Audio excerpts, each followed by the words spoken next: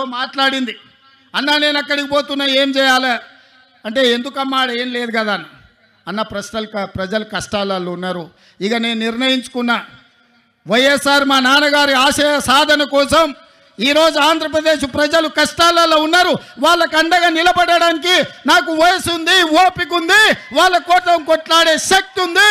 నేను మళ్ళా వెనక్కి వెళ్తున్నా వైఎస్ఆర్ బిడ్డగా, ఆయన రాజకీయ వారసురాలుగా. ఎక్కడైతే పోగొట్టుకున్నామో అక్కడనే మొదలు పెడతాం. వైఎస్ఆర్ ఆశయ సాధను ఆంధ్రప్రదేశ్ గడ్డ మీద జెండా బాతుతాం. నేను కొట్లాడతా, నేను కాంగ్రెస్ పార్టీని నిలబెడతా, ఆంధ్రప్రదేశ్ హక్కులను సాధిస్తా అని వారు చెప్పారు. వారికి తెలియదు అనుకుంటున్నారా ఈ ప్రాంతంలో ఎన్నికల్లో నెగ్గడం అంత ఆశామాసి కాదని? అచ్చోసిన ఆంబోతులాక వాళ్ళిద్దరు తలపడుతుంటే అది తెలియదని షర్మిలమ్మ రాలే. షర్మిలమ్మ ఆలోచన చేసింది, కఠోరమైన నిర్ణయం తీసుకున్నది. ఆంధ్రప్రదేశ్ ప్రజల పక్షాన నిలబడాలి, పోలవరం పూర్తి చేయాలి, అమరావతిలోనూ మీ క్యాపిటల్ సిటీని కట్టాలి, అదేవిధంగా విశాఖ ఉక్కును ఎవడో వచ్చి అప్పనంగా అమ్ముకుంటుంటే చూస్తూ ఊరుకుంటామా అని చెప్పి ఇవాళ ఇక్కడికి వచ్చింది. ఆనాడు లక్షలాది మంది రోడ్లెక్కి ప్రాణ త్యాగాలు చేసి 32 మంది ఆత్మ బలిదానాలతో విశాఖ ఉక్కు ఆంధ్రుల హక్కుగా ఈ సంస్థ ఏర్పడితే అదానీ అంబానీలకు అదానీ గారి కోసం ప్రధాని గారు తెగ నమ్ముతుంటే వీళ్ళెవరు ప్రశ్నించే పరిస్థితి లేదు. అందుకే ఈరోజు కష్టాలైనా సరే, కష్టాలైనా కన్నీళ్ళైనా మంచైనా చెడైనా మీ మధ్యలో ఉండాలి, మీకు అండగా నిలబడాలి అన్న ఆలోచనతోని ఇవాళ షర్మిలమ్మ మీకోసం కొట్లాడుతుంది. రాజకీయ ప్రయోజనం ఆశించో అప్పనంగా అధికారం వస్తుందనో ఇవాళ షర్మిలమ్మ కొట్లాడతలేదు. కష్టమైనా సరే ఇప్పుడు ప్రశ్నించే గొంతుగా ఉండాలి, ప్రజల పక్షాన నిలబడాలి అని ఆంధ్రప్రదేశ్ ప్రజల కోసం అండగా నిలబడడానికి షర్మిలమ్మ వచ్చింది. ఇవాళ కొంతమంది మాట్లాడుతున్నారు రాజశేఖర రెడ్డి గారికి షర్మిలమ్మకు ఎట్లా ఆయన వారసత్వాన్ని క్లెయిమ్ చేస్తుందని. నేను ఆ సోయిలేని వాళ్ళని ఒక మాట అడగదలుచుకున్నా. రాజశేఖర రెడ్డి గారి చివరి కోరిక ఏందయ్యా?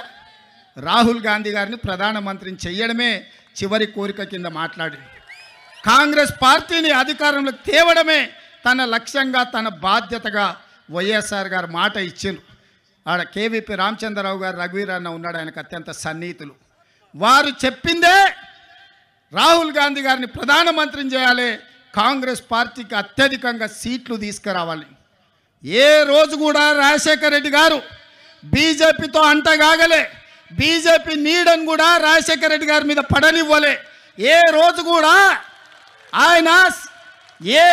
కూడా సెక్యులర్ ఫోర్సెస్కు వెనకాల నిలబడ్డాడు. ఏ రోజు కూడా కమ్యూనల్ ఫోర్సెస్తో అంటగాగలే. అధికారం ఉన్నా అధికారం లేకపోయినా, కేసులు పెట్టినా, జైల్లో పెట్టే పరిస్థితి వచ్చినా ఒక ప్రజాస్వామికవాదిగా, ఒక సెక్యులర్ నాయకుడిగా వైఎస్ఆర్ నిలబడ్డాడు. మరి వైఎస్ఆర్ వారసులమని చెప్పుకునేటోళ్ళు ఇవాళ ఎవరి పక్కన నిలబడ్డారు, ఎవరి ఆశయం కోసం కొట్లాడుతున్నారని నేను అడుగుతున్నా. ఇదేనా వైఎస్ఆర్ వారసుడిగా మీరు చేసేది? మోడీకి అండగా నిలబడి సెక్యులర్ ఉన్న ఈ రాష్ట్రాన్ని ఒక కమ్యూనల్ చేతిలో పెట్టదలుచుకున్నారా?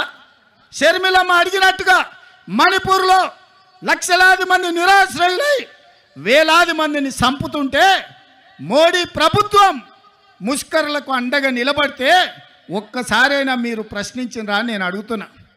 గోద్రాలో సంఘటనలు జరుగుతుంటే మోడీని ఆ రోజు వైఎస్ఆర్ గారు అడిగినరు, కడిగినరు. మరి ఆయన వారసులైతే మణిపూర్లో జరిగిన అరాచకం మీద మాట్లాడాలి కదా, ఎందుకు మాట్లాడలేదు మిత్రులారా? మీరా వైఎస్ఆర్ వారసులు? షర్మిలమ్మ పక్కన వైఎస్ఆర్ అని ఎట్లా పెట్టుకుంటుందని. వైఎస్ఆర్ అంటేనే వై షర్మిలారెడ్డి, ఆమె పేరే వైఎస్ఆర్. కొత్తగా వైఎస్ఆర్ పెట్టుకునేది ఏముందయ్యా? షర్మిలారెడ్డి అంటేనే వైఎస్ఆర్ అంటేనే షర్మిలమ్మ, అవతల షర్మిల అనాల్సిన పనే లేదు మిత్రులారా. వైఎస్ఆర్ అంటేనే షర్మిలమ్మ, నిజమైన వారసురాలు షర్మిలమ్మ.